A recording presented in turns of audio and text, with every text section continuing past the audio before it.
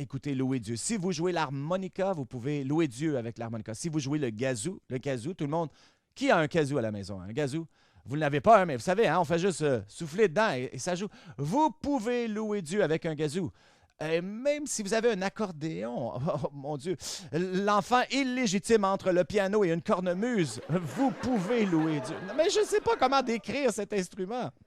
L'accordéon, moi, ça ne me dérange pas les gens que je vais vexer personne. Ils sont dans une église ou papa à quelque part, donc ils ne sont pas ici ce matin.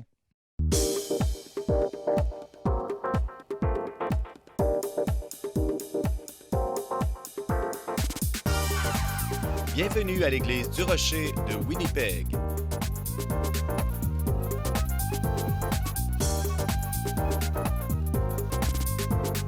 Demeurez avec nous pour un autre message qui provoquera votre pensée du pasteur Mark Hughes. Eh bien, comment allez-vous ce matin? Tout le monde va bien? Le message de ce matin s'intitule « L'arme secrète du ciel ». Et laissez-moi vous poser une question. Qui sont des fans de James Bond ici? Hein? Ian Fleming, l'agent 007. Qui a vu tous les films? Qui possède la collection sur DVD? Hein?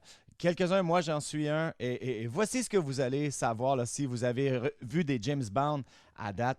Au tout début de chaque émission, il rencontre Q, qui est le chef du labo, et il lui donne l'arme secrète. Et l'arme secrète, c'est une bague qui explose, ou une cigarette qui explose, ou une montre qui explose, ou un crayon qui explose, mais c'est toujours quelque chose qui explose. Et il faut prendre une note mentale de ces armes secrètes, parce que vous savez que probablement dans 87 minutes de cet instant, il y aura un moment où il a besoin de cette chose exactement pour sauver sa vie et probablement la vie de toute la planète. Et c'est l'arme secrète. Laissez-moi vous poser cette question, je suis curieux. Qui est votre personnage Bond préféré là? Sean Connery, classique. Qui aime les années 70? Roger Moore, Pierce Brosnan. Hein? Lui était tellement cute, mignon. Et qui aime le nouveau, là? Daniel Craig. Pas tellement. Il est un peu drabe. Hein? Mais moi, mon James Bond préféré de tous les temps, c'est, le voilà sur l'écran, Ron Atkinson. Et c'est le seul qui peut jouer James Bond et Mr. Bean avec autant d'aplomb. Alors, on a toujours l'arme secrète, mais il y a une autre arme aussi, et c'est son pistolet standard. Qui peut me donner le nom du pistolet? Oui, quelqu'un l'a eu en arrière. Un Walter PPK, je ne sais pas qu'est-ce que tu fais, mon ami, mais tu me fais peur. Et c'est le pistolet standard et tous les James Bond l'utilisent, le voilà. Ce pistolet se ressemble, hein, ça ressemble plus à un pistolet à plomb, si vous me posez la question. Mais voici ce qui est merveilleux de cette arme. Et moi, j'ai vu tellement de films. Cette arme ne manque jamais de munitions. Hein? Vous avez remarqué, James Bond ne recharge jamais son pistolet. Il va tirer 100 balles et il ne recharge pas. Mais comment peut-il ne pas recharger? C'est pas sophistiqué. Comment fumer une cigarette, boire un martini qui est brassé, non mélangé, et recharger? Non, il faut rester cool quand même. Donc, on a le pistolet standard qu'il utilise la plupart du temps, et ensuite son arme secrète pour des occasions spéciales. Et je vous parle de vous maintenant. La Bible plutôt nous dit qu'on a des armes, car les armes avec lesquelles nous combattons ne sont pas charnelles, mais elles sont puissantes en vertu de Dieu pour renverser les forteresses. Quelle est votre arme standard comme chrétien? C'est la prière, n'est-ce pas? C'est la prière. Nous savons que la prière, c'est l'arme du combat. Nous vivons dans ce monde où la parole de Dieu nous dit qu'on a un adversaire, le diable, qui rôde comme un lion rugissant, trouvant qui se laissera dévorer. Mais la plus belle partie de la prière, c'est que vous ne manquerez jamais de munitions non plus. Vous avez remarqué, on peut prier, prier, prier, prier. Il n'y a rien qui vous empêche de prier. Et Paul dit prier sans cesse et ceci n'arrivera jamais, là. Vous dites une prière et là, vous entendez du ciel, « Désolé, je ne peux pas répondre. Vous n'avez plus de munitions. » Jamais, jamais vous allez manquer de prière. Donc, nous savons que la prière est notre arme standard. Mais ma question pour vous est celle-ci. Quelle est notre arme secrète? Notre arme secrète, c'est la louange. Et nous allons découvrir ça aujourd'hui. Et moi, j'ai réalisé que la plupart des gens ne réalisent pas qu'ils ont cette arme secrète. Et quel est le point d'avoir une arme secrète si on ne l'utilise pas ou si on ne le sait pas? Et quel avantage d'avoir un stylo explosif comme celui-ci si vous pensez que c'est juste un stylo? Et il y en a ici. Vous savez comment ça fonctionne, hein? 3 clics et il est armé. Et rapidement, là, combien de clics pour le désarmer? 2? Non, c'est 3. Oh, il est chargé, attention! Ah, le département des effets spéciaux dans cette église est pathétique. C'est fini. J'ai besoin d'avoir une équipe d'explosion, là. C'est 3 clics pour le désarmer en passant. Et nous avons ceci là, qui s'appelle la prière. C'est, je veux dire, la louange. Tout de suite après la prière, c'est la louange. C'est notre arme secrète. Et moi, je suis arrivé à cette conclusion qu'il y a beaucoup de gens qui ne comprennent pas que la louange, ce que ça fait, comment elle est utilisée, et comment c'est une arme spirituelle. Et souvent, les gens pensent que la musique là, qui prend place ici, ils pensent que c'est l'acte pour réchauffer la place, hein? C'est pour vous amener dans l'atmosphère. Et si vous êtes ici, et ça fait pas assez longtemps qu'on joue là, parce que vous arrivez du stationnement, et peut-être que vous aviez besoin d'un petit café au Tim Hortons le matin avec un double-double pour vous traîner dans la salle et vous asseoir sur la chaise en attendant l'événement spécial. Et c'est moi, le spectacle principal. Mais je vous dis ceci, ce n'est pas pour réchauffer la place. Il y a quelque chose de très puissant sur la louange et je vais vous convaincre aujourd'hui. Donc, tournez avec moi dans 2 Chroniques, le chapitre 20.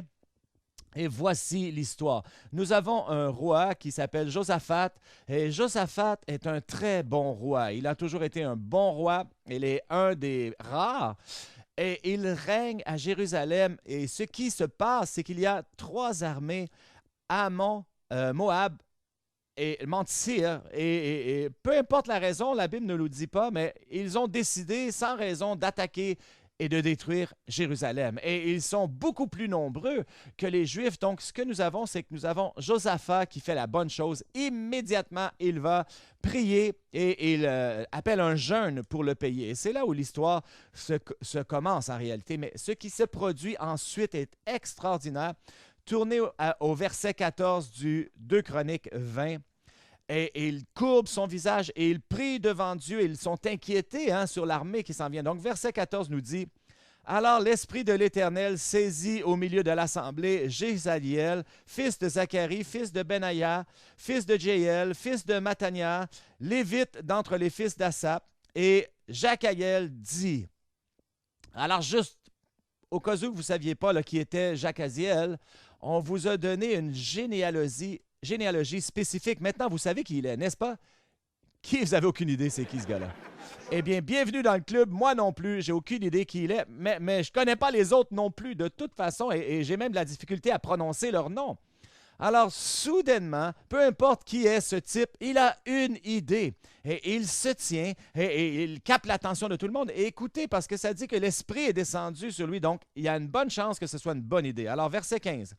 Et Zachaziel dit, « Soyez attentifs, tout Juda et habitants de Jérusalem, et toi, roi Josaphat, ainsi vous parle l'Éternel, ne craignez point, ne vous effrayez point devant cette multitude nombreuse, car ce ne sera pas vous qui combattrez, ce sera Dieu. Demain, descendez contre eux, ils vont monter par la colline de Tzitz, et vous les trouverez à l'extrémité de la vallée, en face du désert de Jéruel. Vous n'aurez point à combattre en cette affaire. Présentez-vous, tenez-vous là, et vous verrez la délivrance que l'Éternel vous accordera. Juda et Jérusalem, ne craignez point et ne vous effrayez point. Demain, sortez à leur rencontre et l'Éternel sera avec vous. » Alors, ce type, peu importe il est qui, là, et il se lève, il dit, « OK, Jérusalem, Juda, roi Josaphat, voici ce que nous allons faire. Nous allons nous présenter dans la bataille et on n'a pas besoin de s'inquiéter. On n'a pas besoin d'avoir peur. On n'a pas besoin d'être troublé. Tout va bien. Le Seigneur va combattre pour nous. On a juste à se présenter et se tenir là et de voir le salut du Seigneur. » Et allons voir les versets supplémentaires et ça dit, « Josaphat se courba au sol et tout Jérusalem avec lui. » Et je pense qu'il disait, « Oh Seigneur, aide-nous. » Je ne sais pas quel est ce plan, mais ça ne semble pas comme quelque chose de bon là. Alors voyons quel est le plan. Et vous allez aimer ça, là. Vous allez vraiment aimer ça. Et c'est au verset 21. « Puis, d'accord avec le peuple, il nomma des chantres qui, revêtus d'ornements sacrés, marchant devant l'armée, célébraient l'Éternel et disaient « Louez l'Éternel, car sa miséricorde durera toujours. » Alors, avez-vous compris ici, là? Est-ce que vous avez compris le plan? Et il a assemblé une chorale. Il a dit « OK, voici le plan. On va avoir une chorale. On a des bons chanteurs ici. Et ce que l'on va faire avec les bons chanteurs, c'est qu'eux vont aller en avant de l'armée. Qui ici sont des bons chanteurs ici? Je veux voir vos mains. Personne ne veut lever sa main maintenant parce que nous savons, vous en allez en avant. Et on met la chorale ensemble et on dit, moi, je suis tellement reconnaissant que je ne suis pas dans la chorale. Moi, je suis dans l'armée, mais je suis en arrière de vous. Moi, je suis en arrière de vous. Loin en arrière parce que je ne peux pas chanter, moi. Alors, je suis en arrière. Et nous savons ce qui va se passer, mais on a juste à réfléchir. La chorale va en avant. On est tous là. On a nos armes, nos boucliers, les épées. On s'en va dans la bataille. Mais on met les chanteurs en avant, les musiciens en avant. C'est une idée complètement folle. Jusqu'à temps qu'on voit ce que ça dit au verset 22. Au moment où l'on commençait les chants et les louanges, l'Éternel plaça une embuscade contre les fils d'Ammon et de Moab et ceux de la montagne de Sir qui étaient venus contre Juda et ils furent battus. Avez-vous compris ce qui est arrivé? Il a envoyé ceux qui louaient Dieu et ce qui est arrivé, c'est que le Seigneur a vaincu les ennemis et personne n'a levé un petit doigt contre les armées. Allez lire le reste de l'histoire, vous allez voir ce qui est arrivé. Ammon, Moab et le mont Sir se sont combattus les uns les autres par accident. Ils avaient fait des embuscades l'un contre l'autre et lorsque Jérusalem est arrivé au champ de bataille, tous les ennemis étaient morts. Et c'est vraiment une histoire extraordinaire de comment la louange est devenue une arme secrète. Et pour moi, je ne sais pas si vous avez découvert qui était Jacques Aziel. On ne sait pas qui il est, mais on sait qu'est-ce qu'il faisait. Hein? Vous avez découvert, là? C'était le leader de la louange. C'est le leader de la louange, c'est le directeur de la louange. Et il dit, hey, j'ai un plan et voici, on va avoir une chorale et on va avoir une bonne chorale et Dieu va se présenter et Dieu va combattre et ça va être formidable. Et moi, je crois que Dieu vous a créé pour l'adoration. Et quand les gens me disent, Pasteur Marc, moi, j'aime pas tellement l'adoration, je ne te crois pas, mais tu ne le comprends pas. Tu n'as pas encore découvert qu'est-ce que c'est parce qu'on a été créé pour l'adoration. Ça fait partie de notre nature. La Bible dit que Dieu a mis l'éternité dans le cœur de tout homme. Et voici ce qu'on a découvert. Des anthropologues culturels un peu partout, et ils vont au travers l'histoire et au travers les cultures du monde, et ils découvrent que les gens par nature, sont religieux et sont des gens qui veulent adorer. Et ils adorent toutes sortes de choses et toutes sortes de gens. Et vous allez découvrir que si les gens n'adorent pas Dieu, eh bien, ils vont trouver quelqu'un ou quelque chose pour adorer. Et c'est un fait parce qu'on a été créé comme ça. Je vais vous montrer une photo. Évidemment, des jeunes gens qui adorent, les mains sont levées, les gens crient, on voit des gens qui sont presque... Mais regardons de plus en plus près, regardons la photo. C'est un concert d'AC/DC et c'est Brian Johnson qui chante Highway to Hell, l'autoroute vers l'enfer. Et regardez les jeunes, pourquoi sont-ils comme ça, penchés vers l'avant? Pourquoi leurs mains sont-ils levées? Je vais vous le dire pourquoi. Parce que l'homme, intuitivement, a été créé pour être adorateur. Et si on n'adore pas Dieu, on va adorer quelque chose d'autre. Et les gens adorent les vedettes de télévision ou les vedettes des sports ou les vedettes de rock. Nous trouvons quelqu'un pour adorer. Et laissez-moi vous raconter celui qui nous enseignait plus sur l'adoration que quiconque. Et devinez qui c'était. Le roi David. Personne ne comprenait l'adoration et la louange comme David. Hein? Il a écrit 150 psaumes sur ce sujet. Et plusieurs étaient drôles parce que ça commençait comme... il se plaignait, hein? Il chialait, il se plaignait. Il dit, un peu comme vous quand vous commencez votre journée. Et David est un peu comme vous. Et il se plaint, il chiale. Oh Dieu, pourquoi m'as-tu abandonné? Pourquoi mes ennemis m'entourent? Mais chaque psaume finit en adorant Dieu, en louant Dieu. Ta miséricorde durera toujours. Grand tu es, mon Dieu. Et peu importe comment c'est négatif au début, ça termine en adorant parce qu'il comprenait que c'était l'arme secrète. Il avait compris que c'était l'arme qui pouvait tout changer. Et je veux vous montrer un verset, la dernière chose qu'il a écrit, le dernier psaume, psaume 150, et voici ce qu'il dit. Écoutez attentivement, parce que je pense que c'est l'instruction la meilleure que nous avons sur l'adoration. Verset 1 dit, louez l'Éternel, louez Dieu dans son sanctuaire, louez-le dans l'étendue où éclate sa puissance, louez-le pour ses hauts faits, louez selon l'immensité de sa grandeur, louez-le au son de la trompette, louez-le avec le luth et la harpe, louez-le avec le tambourin et avec des danses, louez-le avec des instruments à cordes et des chalumeaux, louez-le avec des cymbales sonores, louez-le avec des cymbales retentissantes, que tout ce qui respire loue l'Éternel. Louez l'Éternel. Il dit que tout ce qui respire loue l'Éternel. Ma question pour vous, respirez-vous?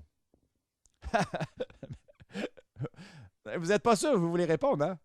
Mais nous avons été créés pour l'adorer parce que nous avons le souffle, que tout ce qui respire loue le Seigneur. Et ça veut dire qu'il y a de l'espoir pour moi. Moi, je suis le pire chanteur. Et voici comment je vois ça.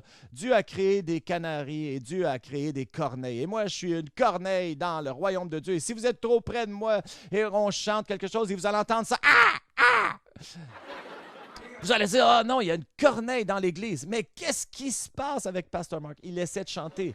Et tout ce qui respire loue l'Éternel. Et ensuite, il liste tous les instruments. Et je ne pense pas que c'est une liste exhaustive. Moi, je pense qu'il utilisait une tambourine, une harpe, et je ne connais pas, une luth, une flûte, et des instruments à cordes, et les cymbales retentissantes.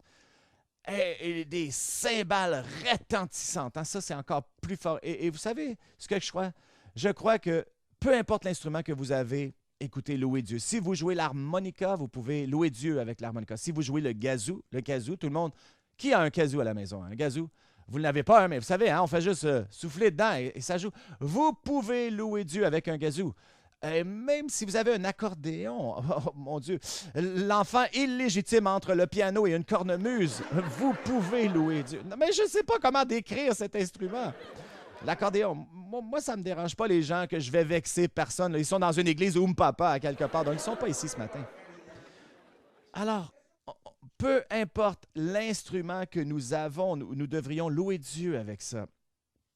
Et je sais que ça semble simple et très pratique, mais laissez-moi vous raconter quelque chose au travers de l'histoire de la chrétienté.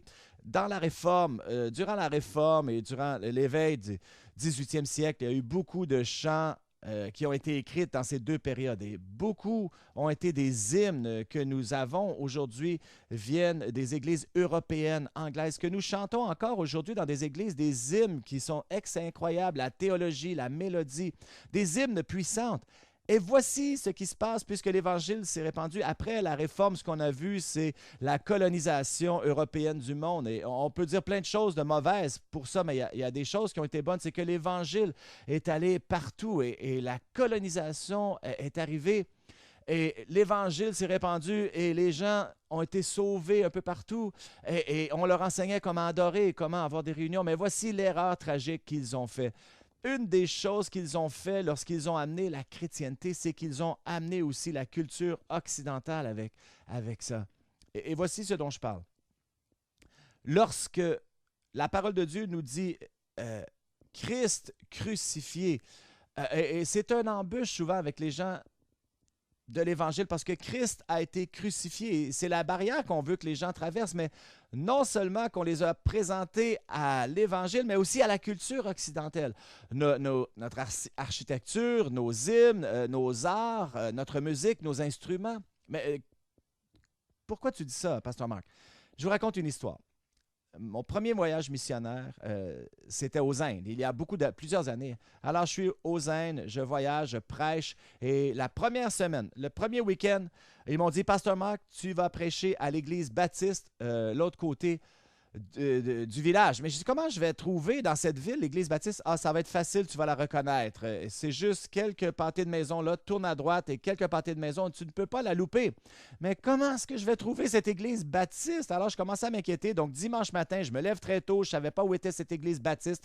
Je marchais, j'étais seul et je tourne à droite et je marche sur cette rue. Et effectivement, je ne pouvais pas la rater parce que l'église baptiste, en plein milieu des Indes et dans leur culture, était un bâtiment en briques avec un clocher Et là, j'entre dans la maison, il y avait des bancs en bois, les gens étaient assis là, il y avait une chaire en avant, et il y avait les vitres, les vitraux dans les fenêtres, et il y avait cet instrument-là, cet orgue à pompe, hein, vous savez, où on pompe avec notre pied, et il jouait de la louange avec cet orgue à pompe qui était comme un chat qu'on tuait, si vous voulez. Je me dis, mais qu'est-ce qui se passe? Ah oui, c'est bon, je me sens à la maison, mais non, c'est tellement étranger pour ces gens. L'architecture, hein, c'est comme, ça fait mal aux yeux, cet édifice fait mal aux yeux dans cette culture, tout ce qui a été importé d'Europe. L'architecture, les arts et cet instrument stupide, pourquoi ne jouait-il pas de la cithare? David n'a-t-il pas dit avec des instruments à cordes? Hein? Je n'ai pas entendu David parler d'un orgue à pompe, mais c'est tout ce qu'ils avaient. Oui, ils chantaient Dieu est grand, mais il n'y avait rien de bon avec le chant et comment ils le faisaient.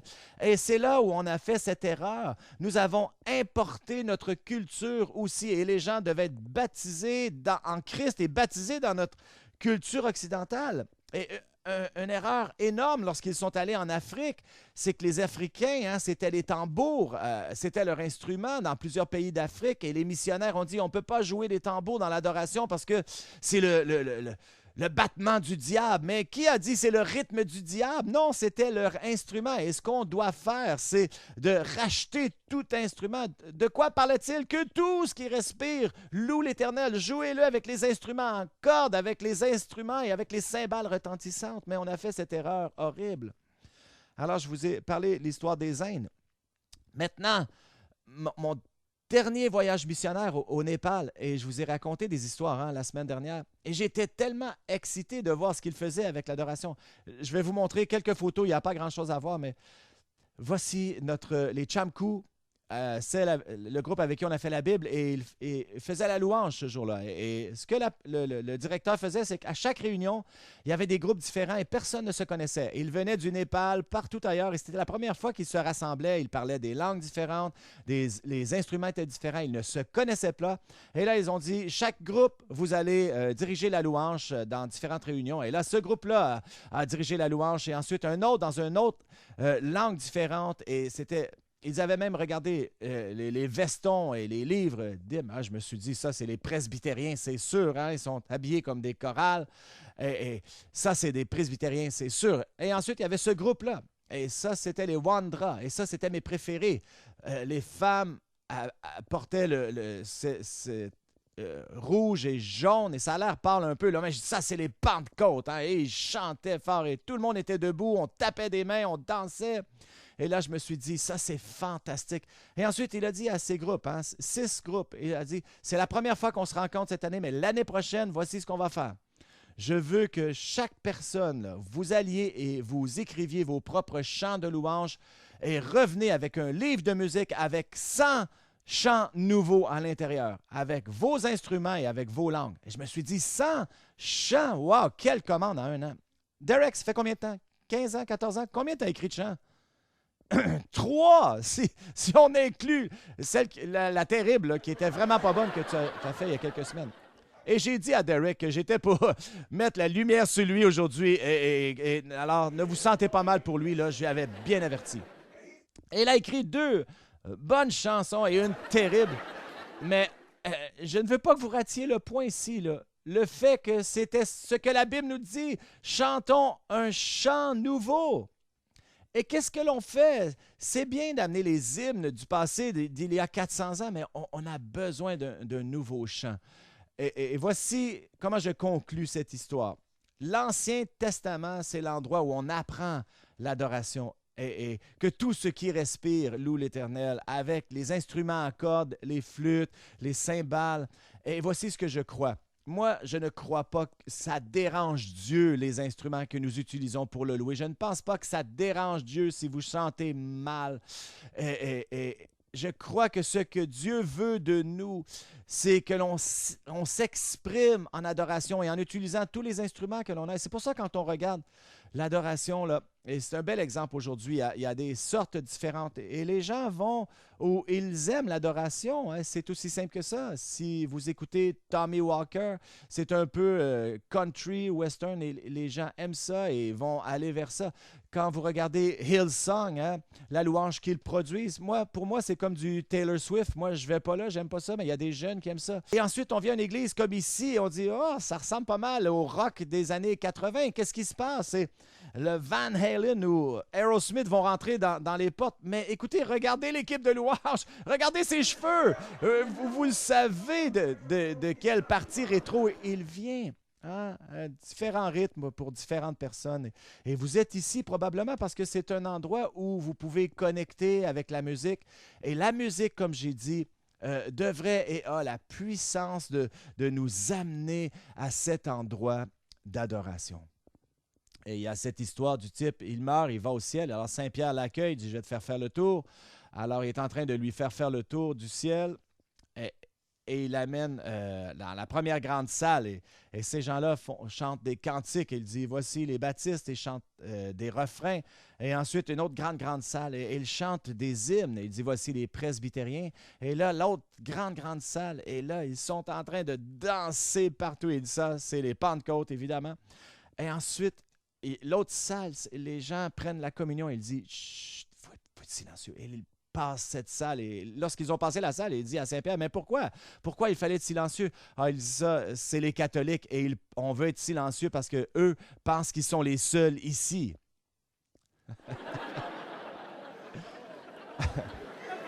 Ah, écoutez, là, vous êtes difficile ce matin. Vous me donnez beaucoup de boue. Moi, je raconte des très bonnes blagues et là, vous me bouez.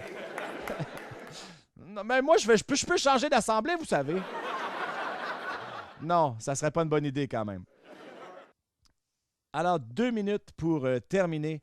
Et j'ai dit que j'étais pour répondre à la question pourquoi, lorsque les gens de Juda sont allés louer et ils ont vaincu leur ennemi et Dieu est dans la bataille, je vais vous donner 3 raisons rapides. La Bible nous dit que Dieu habite les louanges de son peuple. Psaume 22, verset 3 nous dit ça. Et quand on loue Dieu, il habite ses louanges. Qui sait cela? Lorsqu'on a eu une mauvaise semaine, une mauvaise journée, on n'a pas le goût d'aller à l'église, mais on est allé à l'église quand même. Et lorsqu'on s'est assemblé, la musique a commencé. Et là, soudainement, quelque chose se passe et quelque chose change. Et tu réalises que Dieu est entré dans la salle. Hein? Vous savez ce que je veux dire? Alors, Dieu habite la louange de son peuple. Et deuxièmement, c'est que les louanges de Dieu sont toujours les vengeurs. Psaume 8, 2. L'Éternel, notre Seigneur, que ton nom est magnifique sur toute la terre. Et au verset 3 plutôt, par la bouche des enfants de ceux qui sont à la Mabel, tu as fondé la gloire pour confondre et pour imposer le silence à l'ennemi. Alors quand tu commences à louer, tu vas changer l'environnement spirituel de ta vie parce que l'ennemi devient inconfortable. Le roi Saül, hein, vous savez, le roi Saül avait un esprit malin qui le tourmentait. À chaque fois que cet esprit malin venait, voici ce qu'il faisait pour régler ça. On appelait David. Il n'était pas roi encore, mais il l'appelait. Il venait avec la harpe et il adorait. Et l'esprit malin quittait Saül chaque fois. Et vous savez quoi? Si vous avez de la difficulté avec la dépression, le découragement ou tous les mots qui commencent par D, hein, la plupart sont négatifs, mais si vous avez des mots qui commencent par D dans votre vie, et vous devez commencer à être une personne d'adoration parce que Dieu habite la louange de son peuple et il est encore le vengeur vers l'ennemi. Le diable déteste l'adoration et quand vous commencez à adorer, le diable se sauve. Et ça change l'atmosphère dans votre vie. Et ce qui arrive, c'est que le diable ne peut pas l'endurer. Pourquoi Satan, pourquoi l'ennemi, pourquoi le découragement, pourquoi la dépression se tiennent dans la louange? Ils ne peuvent pas. Donc, il habite la louange de son peuple. Deuxièmement, la louange vainc toujours le malin. Et la dernière chose, c'est que la louange répare tout. La louange de Dieu. Ça, je ne crois pas vraiment. Ben, allez le lire. Bénis Dieu, ô mon âme. Bénis Dieu, ô mon âme, et n'oublie aucun de ses bienfaits, qu'il pardonne toutes tes iniquités, qu'il guérit toutes tes maladies et délivre ta vie de la destruction. Est-ce qu'on peut avoir mieux que ça? Tout ce que Dieu a pour toi se retrouve dans la louange. Et lorsqu'on élève son nom, il habite la louange de son peuple. The The one question a person should ask is, what on earth am I doing here? In Pastor Mark's new book, A Greater Purpose, you will fully realize that we are all here for a divine purpose. This book will help you discover your own personal destiny. You can order a copy by visiting our website at churchoftherock.ca. For every book purchased for only $16, a second book will get donated for use in ministry to others. Order a copy today and begin your journey to finding your place in God's great big space.